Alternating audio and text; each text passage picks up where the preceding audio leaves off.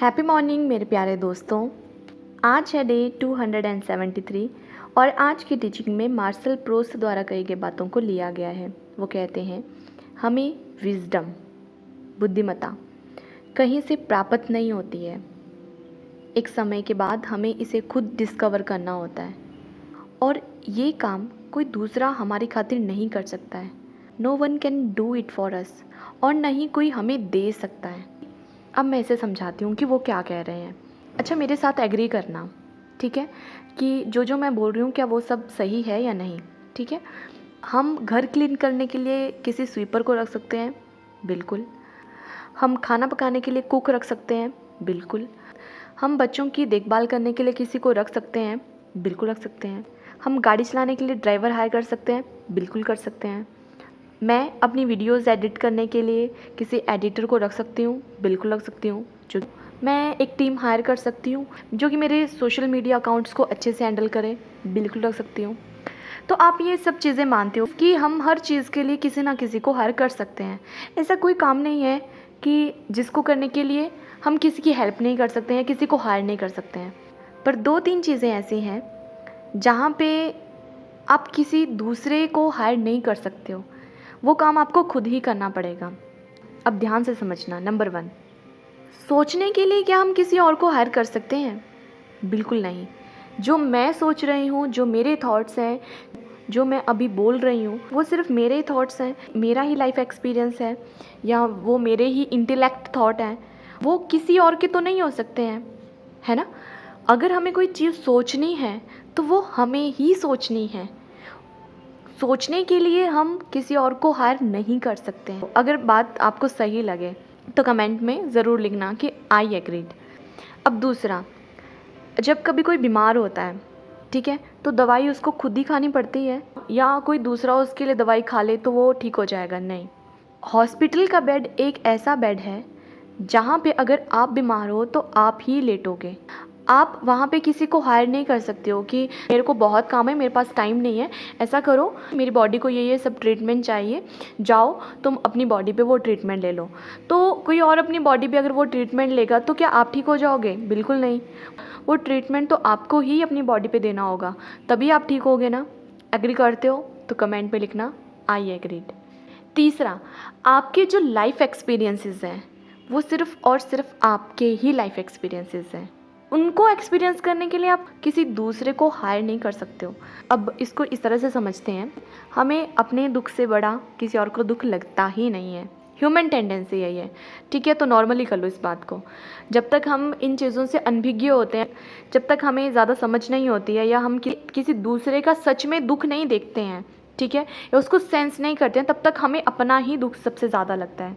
मान लो आप लाइफ में किसी चैलेंज से गुजर रहे हो, तो आप किसी के साथ वो डिस्कस करते हो, ठीक है, आपने थोड़ा सा सुनाया, वो कहेगा रुको रुको रुको, तुम मेरा सुनो, तुम मेरा सुनो, मेरे पास कितना दुख है, तुम्हारा दुख तो कुछ भी नहीं है उसके आगे, और तुम इतनी सी बात को लेके इतना पेन क्रिएट कर रहे हो, इतने तुम सफोकेटेड सा फील कर रहे हो, इतने डिप्रेस्ड हो चुके हो इसी चीज़ के पीछे।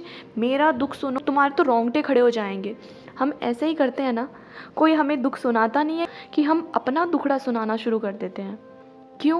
क्योंकि हमें लगता है कि हम जो लाइफ एक्सपीरियंस जी रहे हैं, या हमारे जो नेगेटिव लाइफ एक्सपीरियंसेस हैं, या हमारे जो पॉजिटिव लाइफ एक्सपीरियंसेस हैं, वो किसी और के हो ही नहीं सकते। और ये बात सच है कि वो किसी और के नहीं हो सकते हैं। Life teaches our own lesson. हर कोई अपनी ज़िंदगी से अपना लेसन सीखता है। और ये जो मैंने अभी आपको समझाया कि हमें सिर्फ अपना ही दुख सबसे ज़्यादा लगता है, किसी और का नहीं लगता है, वो ऐसा इसलिए होता है कि जो चीज़ आपको दूसरे की छोटी लग रही है, आपको लग रहा है कि इतनी सी बात के लिए इतने ज़्यादा तुम क्यों दुखी हो, पर आपको नहीं है पता कि बेशक वो चीज़ आपको छोटी लग रही हो, पर हो सकता है सामने वाले की लाइफ एक्सपीरियंस के अकॉर्डिंग वो चीज़ बहुत बड़ी हो, उसके लिए वो बहुत एक पहाड़ जितनी बड़ी हो सकता है वो आपके लिए पत्थर बराबर हो, छोटी सी हो, पर वो उसके लिए पहाड़ जितनी बड़ी हो। तो हर किसी के लाइफ एक्सपीरियंस अलग होते हैं, और जो हमारे लाइफ एक्सपीरियंस है, जो लाइफ हमें टीच करती है इन एक्सपीरियंसेस के थ्रू, वो कोई और नहीं कर सकता। सिर्फ हमें ही उस पाथ पे चलना है। तो जैसे आपको वीडियो में ये पाथ दिखाई दे रहा है, तो इसको मान लो कि ये आपकी लाइफ जर्नी है और इसको आपको ही तय करना पड़ेगा। कोई और इसको आपके लिए नहीं तय कर सकता है। हाँ, कोई आपके हेल्प कर सकता है, आपको गाइड कर सकता है, आपको सपोर्ट कर सकता है, आपको प्यार कर सकता है, आपको प्रोटेक्ट कर सकता है, पर तय तो आपको ही करना पड़ेगा। तो आज की टीचिंग में मार्शल प्रोस्ट यही कहते हैं कि ये जो हमारी बुद्धिमत्ता है, ये जो विजडम है हमारी, ये हमें कहीं और से प्राप्त नहीं होता है, ये कोई और हमें नहीं देगा, ये हमें खुद डिस्कवर करने पड़ती है। और कैसे डिस्कवर होती है? अपने लाइफ एक्सपीरियंसेस से। ये जो लाइफ हमें टीच करती है, जो चीज़ आपको छोटी लगती है और दूसरों को बड़ी लगती है, हो सकता है वो सामने वाला उस छोटी सी चीज़ से ही वो लाइफ लेसन सीख ले जो कि आप अपने वो बड़े से दुख के साथ सीख रहे हो। समझ रहे हो? लाइफ का हर किसी को सिखाने का तरीका अलग है, हर किसी का सीखने का तरीका अलग है, ठीक है? तो इसलिए ये चीज़ों के साथ कभी कंपेयर मत किया करो दूसरों को। और मेरी एक बात मान लेना कि अगर कोई आपको दुख सुनाए ना, तो पहले उसको सुन लो, उसको जज मत करो कि यार तुम तो इतनी सी बात को लेके बैठ गई हो, इतनी सी बात को लेके रो रही हो सकता है लाइफ उसे उतने से ही वो लेसन सिखा दे जो कि आपको लगता है कि जब कभी कुछ बड़ा होगा तभी कोई सीखेगा। नहीं। और ऐसा भी होता है कि लाइफ में सब कुछ अच्छा है, किसी की लाइफ में सब कुछ अच्छा है, फिर भी उसमें वो बचपन से वो समझ होती है, वो बुद्धिमत्ता होती है। क्यों? क्योंकि ये हमने डिस्कवर किया होता है। कोई बचपन से ही बहुत ही शाना टाइप होता है, कोई बचपन से ही बड़ा ही बुद्धिमान होता है, वो बड़ा ही सेंसिटिव होता है चीज़ों को लेके, लोगों के इमोशंस को समझने को लेके, क्योंकि वो शायद अपनी पास्ट लाइफ में वो चीज़ें डिस्कवर कर चुका है, उसे उतनी नॉलेज हो चुकी है। अब जो बाकी की है वो उसे इस ज़िंदगी में मिल जाएगी। तो यही कह रहे हैं मार्शल प्रोस्ट कि हमारी ये जो बुद्धिमत्ता है, विजडम है, ये हम किसी से गिफ्ट नहीं ले सकते हैं कि यार ऐसा करना, थोड़े से गुड थॉट्स अपने मुझे दे दे, थोड़ी सी अच्छी सोच अपनी मुझे दे दे। नहीं, वो आपको खुद डिस्कवर करने पड़ेगी, खुद पे काम करना पड़ेगा, खुद को इम्प्रूव करने पे काम करना पड़ेगा, और वो कॉन्शियसली काम करना पड़ता है। और ये जो रोंडा बाइन की 365 डेज़ की टीचिंग्स हैं, अगर आप हर दिन एक एक टीचिंग को सुनते हो तो आपको खुद को ही पता नहीं चलेगा कि कब आपकी सोच में बदलाव आ गया, कब आपकी ज़िंदगी के लाइफ एक्सपीरियंसेस चेंज होने लग गए, अच्छे होने लग गए, आपको ज़्यादा समझ में आने लग गई चीज़ें। तो अगर आज की टीचिंग को समराइज़ करूं तो यही है कि हमें अपनी विजडम को खुद ही डिस्कवर करना पड़ता है। ये हम किसी से गिफ्ट के तौर पे नहीं ले सकते हैं, किसी से मांग के नहीं ले सकते हैं कि तुम मुझे गिफ्ट कर दो, या कोई दूसरा हमारी खातिर ये नहीं कर सकता है। जैसे कि अगर बीमार आप हो तो दवाई भी आपको ही खानी पड़ेगी, हॉस्पिटल में जाके चेकअप भी आपकी ही बॉडी के होंगे। ऐसा नहीं होगा कि कोई और ब्लड सैंपल दे के आ जाए और आपकी बॉडी की रिपोर्ट आ जाए। नहीं, अगर आपकी बॉडी है तो ब्लड सैंपल भी आपको देना पड़ेगा, हर टाइप की ट्रीटमेंट भी आपको लेने पड़ेगी।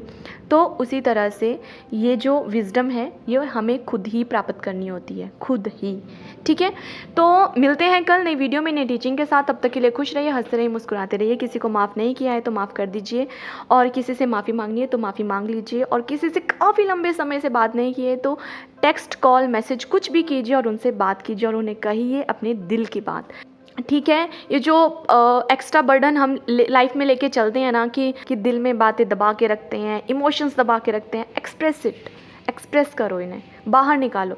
अच्छा, किसी का सवाल हो सकता है कि हम सामने किसी के जाके बात नहीं कर सकते हैं।